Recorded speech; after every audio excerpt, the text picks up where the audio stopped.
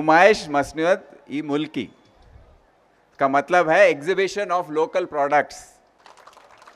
तो ये जो यहाँ के जो लोकल ट्रेडर्स थे, जो चीज़ बनाते थे, उनको एक मौका देने के लिए एग्जीबिशन, उनके प्रोडक्ट्स का एग्जीबिशन करने के लिए उस्मानिया यूनिवर्सिटी के थोड़े स्टूडेंट्स मिल के यहाँ पर इसका इनाग्रेशन किया था। और जब से धीरे धीरे बढ़ के बहुत ही कितने साल हो गए, 1938 टू 2025, कितने ईयर्स हो गए, 87th ईयर।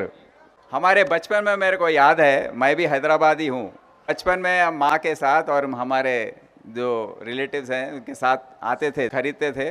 हम बच्चे क्या करते थे, टिक टिक ये खरीदते थे पहले।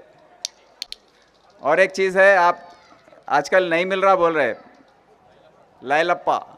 Not seen this Lailappa? These are all the fun and the historical things of नुमाइश। और 2-3 चीज़ है यहाँ के, बुड्ढी के बाल, you know about that? What is that? What color is it?